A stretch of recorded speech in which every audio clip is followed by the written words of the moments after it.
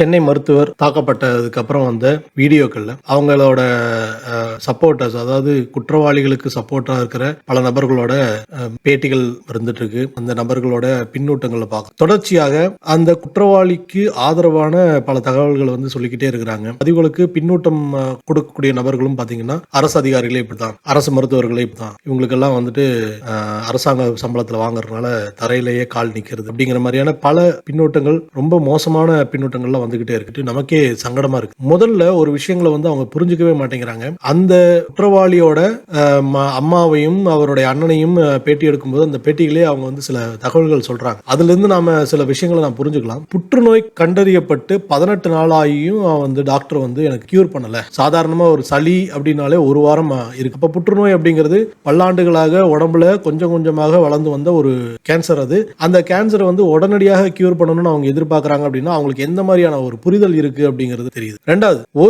கிட்டத்தட்ட ஒரு வருஷமா 3 மருத்துவமனைகளுக்கு மேல போயிட்டேன், கிட்டத்தட்ட 95,000க்கு மேல செலவு பண்ணிட்டேன், ஆனாலும் கியூர் ஆகல அப்படி அவங்க சொல்றாங்க. ஒரு வருஷத்துல 95,000, அதாவது கேன்சருக்கு பல லட்சங்கள் செலவு பண்ணி மருத்துவம் பார்த்துட்டு இருக்கும்போது 95,000 மட்டுமே செலவு செய்து அவர்கள் அரசு மருத்துவமனையில கிட்டத்தட்ட 7-8 மாதங்கள் ட்ரீட்மெண்ட் பார்த்துருக்காங்க. அவங்க தனியார் மருத்துவமனைக்கு போயிருந்தோம்னா அவங்க எந்த அளவுக்கு செலவு பண்ணியிருப்பாங்க அப்படிங்கிறது அவங்க தெரியாம இருந்து மிக குறைந்த செலவுல ஒரு அரசு மருத்துவமனையில அவங்களுக்கு உயர்தர சிகிச்சை கொடுத்திருக்கிறாங்க அப்படிங்கிற புரிதலே, அவங்களோட அந்த தெளிவே அவங்களுக்கு இல்லாம இருந்து. ரெண்டாவது, கீமோ பண்ணதுனாலதான் என் நுரையீரல் மோசமாயிருச்சு அப்படிங்கிறாங்க. கீமோங்கிறது ஒரு எசென்சியலான ட்ரீட்மெண்ட். புற்றுநோய் செல்களை அழிக்கிறதுக்கு அந்த ட்ரீட்மெண்ட் பண்ணிதான் ஆகணும். அதற்கு பின்விளைவுகள் உண்டு. இது சொல்லிதான் அவங்க கீமோதெரப்பியா பண்ணுவாங்க. வேற வழியே கிடையாது. புற்று செல்களை அழிக்கிறதுக்கு கீமோதெரப்பி பண்ணியே ஆகணும். அதன் மூலமாக வரக்கூடிய பின்விளைவுகளை உடம்பு ஏத்துக்கிட்டு தான் ஆகணும். அந்த ஒரு தெளிவும் அவங்களுக்கு இல்ல. அந்த மாதிரி என்னோட நிலைமையை பார்த்து அவங்க ரொம்ப கஷ்டம். குடும்ப உறுப்பினர்கள் தானே பார்த்து இதுக்காக வருத்தப்பட்டு அதை குற்றவாளி ஆகி எந்த வகையில நியாயப்படுத்துறாங்கன்னு புரியுது. 17 தடவை கீமோ கொடுத்தும் சரியாகல அப்படிங்கிறாங்க.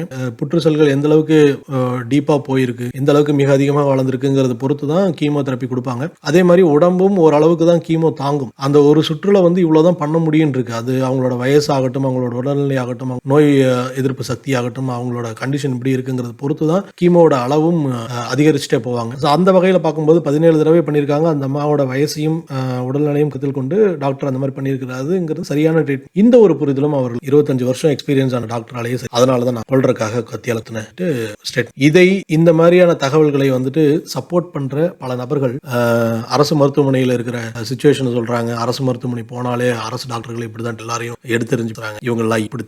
இந்த மாதிரியான வாதங்கள் மிக அதிகமாக இருக்கிறது. இந்த மாதிரியான வாதங்கள் வைக்கிறாங்க அப்படின்னாலே அவங்களுக்கு ஒரு புரிதல் இல்லாம இருக்கு. அவங்க என்ன எதிர்பார்க்கறாங்க அப்படின்னா, தனியார் மருத்துவமனை மாதிரி நாம போன உடனே நம்ம ட்ரீட்மெண்ட்டுக்கு கொடுக்குற டாக்டர் பக்கத்தில் உட்கார்ந்து தெள்ள தெளிவாக எடுத்துரைத்து எல்லாத்தையும் பண்ணணும்னு எதிர்பார்க்கறாங்க. கரெக்ட் தான். ஆனா அரசு மருத்துவமனைகளோட நிலைமையை நம்ம புரிஞ்சுக்கணும். கிட்டத்தட்ட 6-8 மணி நேரம் ட்ரீட்மெண்ட் பார்க்கறாங்க. ஓபி பேஷண்ட்டை பார்க்கறதுக்கு ஒரு 6 மணி நேரம் இருக்கு அப்படின்னாலும் ஒரு பேஷண்ட்டுக்கு ஒரு 3 நிமிஷம் 4 நிமிஷம் ஸ்பெண்ட் பண்ணாலே கிட்டத்தட்ட 300 பேஷண்ட் மேல பார்க்க வேண்டியிருக்கு. அதுக்கும் தாண்டியும் பல நேரங்களில் பேஷண்ட்ஸ் வந்துகிட்டே இருப்பாங்க. அதுவும் கலைஞர் பல்நோக்கு மருத்துவமனை மாதிரியான அரசு மருத்துவமனைகள்ல புறநோயாளிகள் பிரிவில் இருக்கிற பேஷண்ட்ஸ் ஆகட்டும், உள்நோயாளி பிரிவுகள் எல்லாரையும் பார்க்குற ஒரு கடினமான பணிச்சூழல்ல தான் டாக்டர்கள் பண்ணிட்டு இருக்காங்க. அங்க போயிட்டு எனக்கு இதை எக்ஸ்பிளைன் பண்ணுங்க, அதை எக்ஸ்பிளைன் பண்ணுங்க அப்படிங்கும்போது அந்த டாக்டர்கள் கோவப்படுறாங்க. அது அவங்களும் மனிதர்கள் தான். அவங்களுக்கும் ஆத்திரம், கோபம் எல்லாமே உண்டு. அதன் காரணமாக சில வார்த்தைகள் பேசுறாங்க. அதை இவங்க பர்சனலா எடுத்துக்கிட்டு அந்த மருத்துவர் மேல வன்மம் கொண்டு இந்த மாதிரியான ஆக்டிவிட்டி பண்றத இவங்க எப்படி நியாயப்படுத்துறாங்கிறது ஓகே. இந்த மாதிரி நியாயப்படுத்துற மக்கள், சப்போர்ட் பண்ற மக்கள் போயிட்டு அந்த சப்போர்ட்டை தாண்டி அதை தாண்டி அந்த குடும்பத்துக்கு ஏதாவது உதவி செய்வாங்களா? நேரடியாக போய் உதவி செய்வாங்க. அவனோட பின்னூட்டத்தை போட்டு போயிட்டே இருப்பாங்க. மருத்துவர்கள் அனைவருமே இன்னைக்கு ஸ்ட்ரைக் பண்ணக்கூடிய சூழல் வந்திருக்கு. இதன் காரணமா பல்லாயிரக்கணக்கான பேஷண்ட்ஸ் பாதிக்க கரெக்டுங்களா? ஏன்னா மருத்துவர்களும் மனிதர்கள், அவங்களுக்கும் பாதுகாப்பு தேவைங்கிற ஸ்ட்ரைக் பண்றாங்க.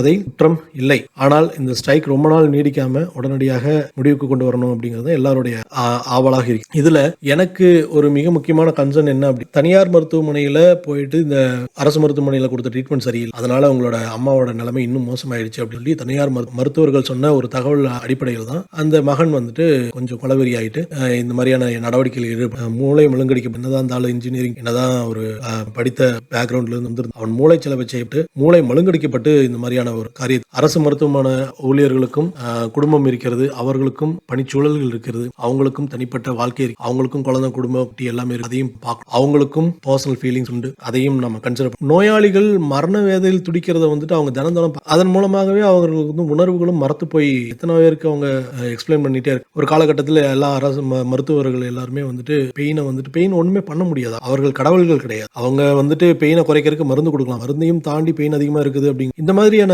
விஷயங்களை மக்கள் புரிஞ்சுக்கணும். ஒரு இடத்துக்கு போறோம், ஒரு ஆஸ்பத்திரிக்கு போறோம் அப்படின்னா எதனால காலதாமதம்? இந்த அரசு மருத்துவர் ஆகட்டும், மருத்துவர்கள் ஆகட்டும் ஏன் நம்ம கிட்ட பேசுறாங்க? அவங்களோட பிரச்சனைகள் என்னன்னு, அவங்க நமக்கு கொடுத்த ட்ரீட்மெண்ட் அவங்க தேடி தெரிஞ்சுக்கணும். உடல்ல இருக்கிற நோயானது மேலும் வளராம இருக்கிறதுக்கு சரியாக இருக்கு, நம்ம சாப்பாடுறது ஆகட்டும், எக்ஸசைஸ் ஆகட்டும் என்ன அப்படின்னு தனக்குத்தானே பல விஷயங்களை தெரிஞ்சுக்கிட்டு அதுக்கேற்றபடி. ஆனா அதையெல்லாம் விடுத்துட்டு அரசு மருத்துவர்களே இப்படித்தான், அரசு ஊழியர்களே அப்படின்னு சொல்ற முக்கியமா இந்த நபர்கள் எல்லாம் பாத்தீங்கன்னா நம்ம வந்து ஒரு 4-5 கேட்டகரியில வச்சு பார்க்கணும். ஒன்று அரசுக்கு எதிரான கட்சிகள், ஆளும் கட்சிக்கு எதிரான எதிர்கட்சிகள் சப்போர்ட் இருக்கிற நபர்கள், மிக முக்கியமாக காவி ஆதரவாளர், நாம் தமிழர் கட்சியினர், இன்னும் பல இப்போ புதுசாக விஜய் கட்சியினர் கூட இணைஞ்சிருக்காங்க. இவங்க எல்லாம் சேர்ந்துக்கிட்டு இது வந்து அரசு மருத்துவமனை ஊழியர்களால அந்த அரசு மருத்துவமனை ஊழியருக்கு எதிராகவும் அது குற்றவாளிக்கு சப்போர்ட்டாகவும் பல பின்னோட்டங்களை போட்டுக்கிட்டே இருக்கிறாங்க. இது பல மக்களுக்கு சென்றடையணும், அரசுக்கு எதிரான ஒரு இமேஜ் உருவாகணும் அப்படிங்கிற ஒரு உள்நோக்கத்தோட அவங்க செயல்படுகிறாங்கிறது மிக தெளிவா தெரியும். இன்னொன்னு தரப்பினர் யார் பாத்தீங்கன்னா, வேலைகள் கிடைக்காதவர், நிறுவனங்கள்ல, தனியார் நிறுவனங்கள்ல, பிரைவேட் ஜாப்ல, இல்லாட்டி சொந்த பிசினஸ்ல ரொம்ப கடன் பிரச்சனைகள் இருக்கு. அவங்க அரசு ஊழியர்கள் ஜாலியா சம்பளம் வாங்கி ஒரு புது புத்தியோட இருக்கு. இவங்க இந்த மாதிரியான நபர்கள் தான் தொடர்ச்சியாக இந்த மாதிரியான பின்னூட்டங்கள் எடுத்துக்கிட்டே வராங்க. இந்த மாதிரி கமெண்ட் அடிச்சுட்டே இருக்கு. உரம் போடுற மாதிரியான இந்த ஊடகங்களும் குற்றவாளியை வந்துட்டு அவங்க ரொம்ப பாவம், அவங்கள மாதிரி ஒரு நல்லவங்க இந்த உலகத்திலே இல்லை, அவங்களையே வந்து இந்த மாதிரியான குற்றத்தை செய்யறதுக்கு தூண்டி விட்டு வரும் அப்படிங்கிற ரேஞ்சில் கொண்டு போறதுங்கிறது ஊடகம் தங்களுடைய அறத்தை மறந்து செயல்படுது அப்படிங்கிறதான் ஒரு சார்பாக. மிக முக்கியமாக பொதுமக்களை அரசு மருத்துவமனை மட்டுமில்லாது அரசு ஊழியர்கள் மேலே, அரசு நிறுவனங்கள் மேலேயே எதிராக ஒரு எண்ணத்தை விளைவிக்கிறதுக்காக தான் இது நடந்துகிட்டே இருக்கு. இதற்கு பின்னாடி மிகப்பெரிய மாஃபியா இருக்குமோ அப்படின்னு, தனியார் நிறுவனங்களோட மாஃபியா இருக்கும். ஸோ அதற்காகத்தான் இந்த நிறுவனங்கள் இந்த மாதிரியான பொது புத்தியை அரசு உடனடியாக இந்த விவகாரத்தில் தலையிட்டு எதன் அடிப்படையில் இந்த மாதிரியான விஷயங்கள் பரப்பப்படுகிறது, இதற்கு எதிராக அரசு மருத்துவருக்கு எதிராக, அரசு ஊழியர்களுக்கு எதிராக நியூஸ் கொண்டு போறவங்களுக்கு மேல ஒரு தகுந்த நடவடிக்கை எடுக்கணும். அதே நேரத்தில் அரசு ஊழியர், அரசு மருத்துவர் இந்த மாதிரி உங்க குற்றம் சாட்டு தவறாக நடந்திருந்தால், நோயாளிகளிடம் தவறாக அதற்குரிய நடவடிக்கை. மக்கள் கொஞ்சம் நிதானமா யோசிங்க. எந்த ஒரு விஷயத்தையும் பக்கத்திலையும் இருக்கிற கருத்துக்களை தெளிவா சிந்திச்சு ஒரு முடிவெடுங்க. ஒரு முன்முதிரியான ஒரு முடிவுக்கு வந்துட்டு இந்த மாதிரியான பின்னோட்டங்கள் சரியா படல. இதுதான் நான் சொல்ல வர்றது.